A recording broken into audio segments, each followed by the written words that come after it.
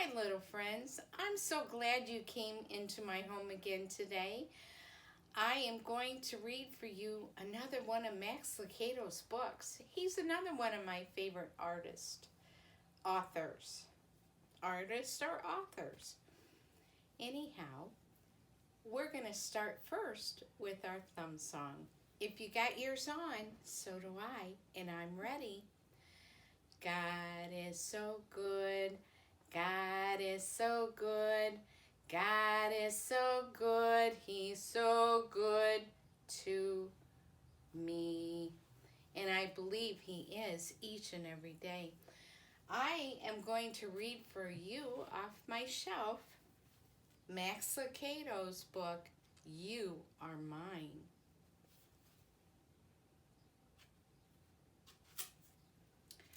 Punicello lived in Wemmicksville. Just like all the other Wemmicks, he was made of wood and had been carved by Eli, the wooden Wemmick maker. Sometimes the Wemmicks did silly things, like the time they collected boxes and balls. Things started getting crazy when a Wemmick named Tuck brought a new box. Others had boxes, but Tuck's was new. Tuck loved his new box. It was brightly colored, and he was so proud of it. He strutted up and down the street showing off his box. "Have you seen my new box?" he would ask the Wemmicks he passed. "Would you like to touch it?"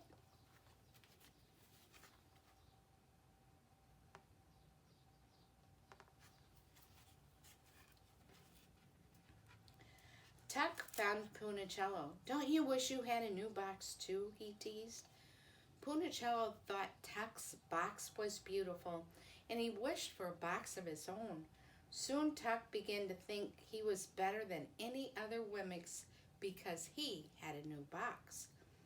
Nip disagreed. "My box is as good as Tuck's," he said, showing off his box on the other side of the street.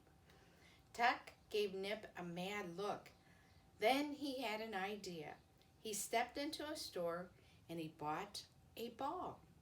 Now he had more things than Nip, a box and a ball.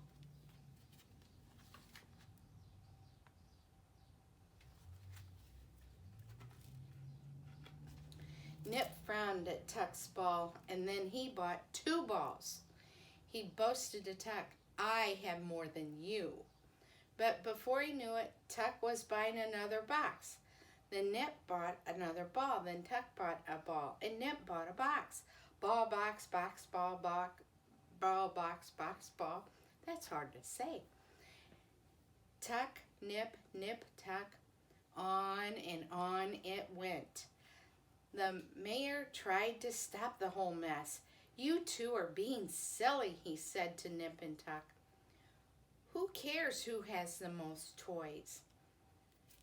"You're just jealous," they replied, "because you don't have any." "Jealous of you? Ha!" But soon the mayor was in the store buying boxes and balls himself.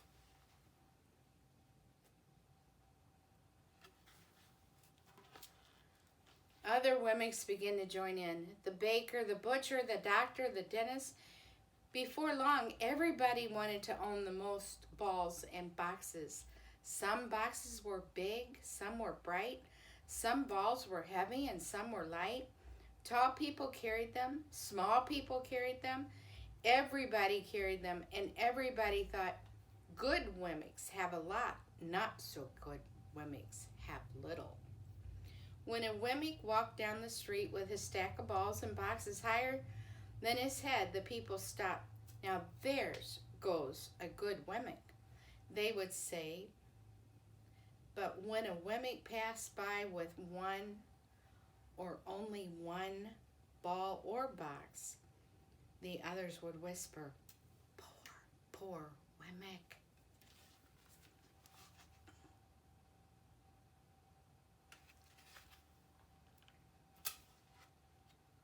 Of course, Punicello didn't want to be called a poor Wemmick. He searched through his closet and found one little ball. He dug into his pocket and found enough money to buy one small box. I know what I'll do, he declared. I'll sell my books to get money to buy more boxes and balls.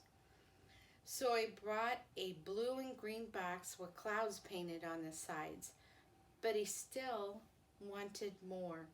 He worked nights for extra money and bought a ball. And since he was working nights, he didn't use his bed. He sold it and bought 2 more balls. Soon Punicello had an armful, but other Wemmicks still had more.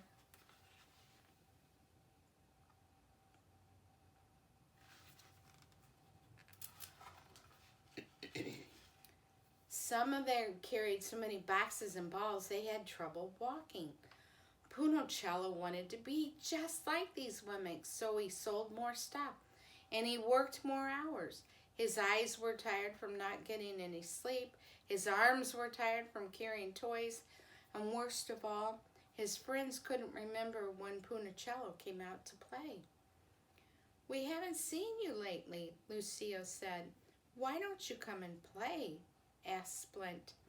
Not everyone cared about boxes and balls. Punicello's friends didn't care. But Punicello told his friends, I've got work to do.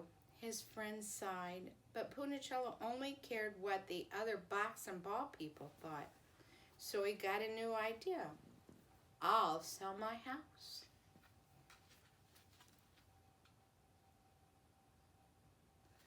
I think Punicello's getting a little crazy. That's crazy, cried Lucia. Where will you live? Asked Splint.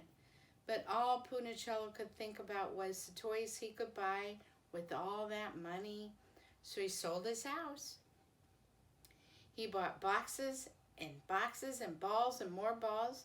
He carried so many toys he couldn't see where he was going. His stack went way above his head. But he didn't mind. So what if his arms ached? So what if he kept walking into walls? So what if he had no friends? He had boxes and balls. And when he passed Wemmicks, they would turn and say, wow, he must be a good Wemmick. Punicello felt great. I'm a good Wemmick, he thought.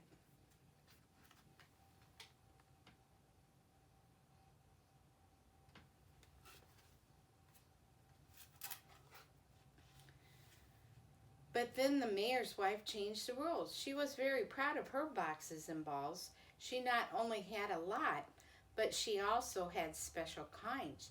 She bought them at the fanciest stores with funny names and left the names on the boxes so everyone would see them. She wanted to be the best Wemmick. One day she had an idea. Not only will I have the most, but I will build mine to the highest. So she climbed on top of one of her boxes and shouted, look at me, everybody. Immediately, all the box and ball people tried to outdo her. One climbed on a fountain, another on a balcony, and then another onto a roof. It was the mayor who spotted the mountain, however.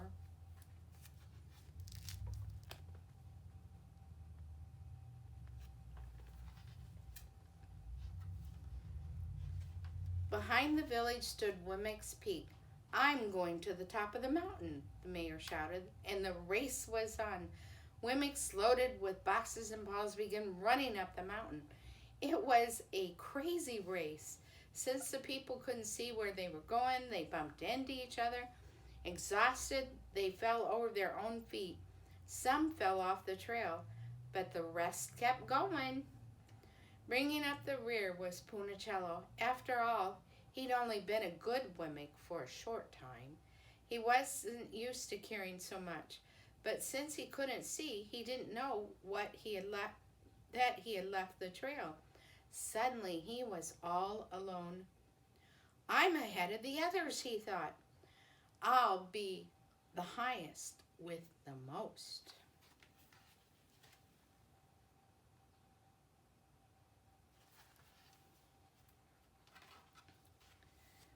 About that time, Punicello's foot caught the edge of a porch step. He tried to keep his balance. His toy swayed to the right and then to the left, and then he leaned back, then forward, and then tumbled right through the door of Eli's workshop. When Punicello realized where he was embarrassed. For a long time, he stayed face down on the floor. One of the balls rolled across the floor to Eli's workbench. The woodcarver turned around. "Punicello?" Eli's voice was calm and kind. The Wemmick could feel his face turn red. "Looks like you've been carrying a big load." Punicello rose to his knees, his head low. "These are my boxes and balls," he said quietly.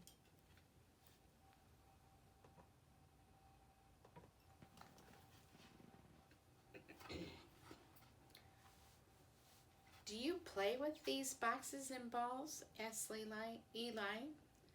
Punicello shook his head. "Do you like boxes and balls?" "Well, I like the way they make me feel." "Well, how do they make you feel?" "Important," Punicello answered, still with a small voice. Eli observed. "So you've been thinking like the other Wemmicks, that the more you have, the better you are, and the happier you'll be?" "Yeah, I suppose so. Come here, Punicello. I want to show you something."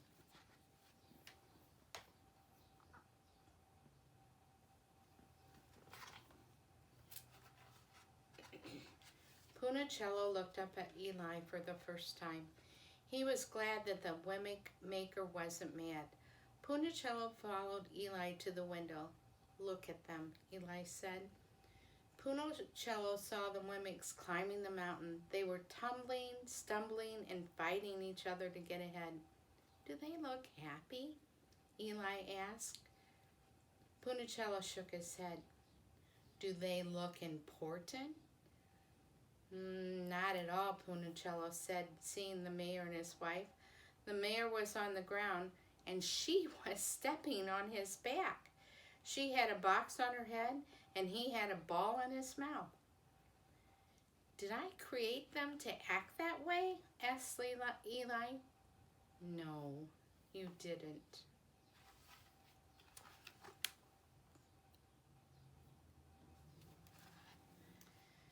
Punicello felt a big hand on his shoulder. "Do you know how much your boxes and balls cost you?" "My books, my bed, my money, my house, my little friend, they cost you much more than that."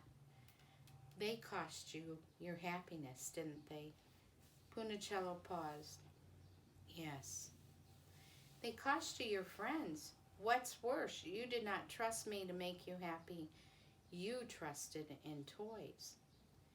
Punicello looked at his toys suddenly, and he didn't seem so valuable. "I kind of messed up." "That's okay. You're still special to me." Punicello ducked his head and smiled. "You're special for not what you have, but for who you are. You are mine. I love you. Don't forget that."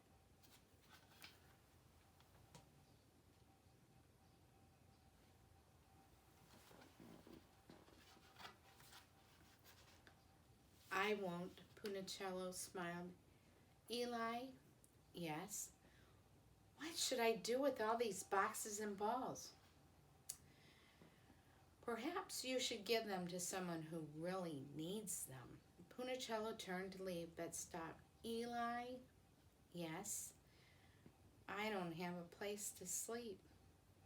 Eli smiled and offered, "Would you like to sleep here tonight?" "I sure would. I'm very tired." And so that night, Punicello slept on a bed of straw. He slept well. It felt good to be in the house of his maker.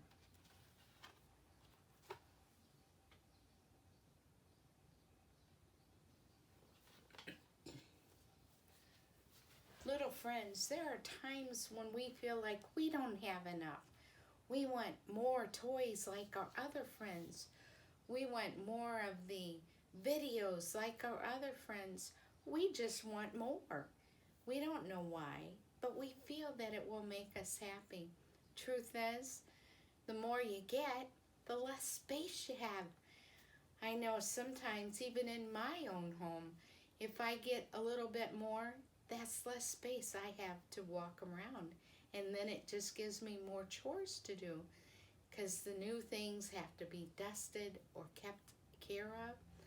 Little friends, this book is trying to tell us we need to be happy with what we have. More isn't better.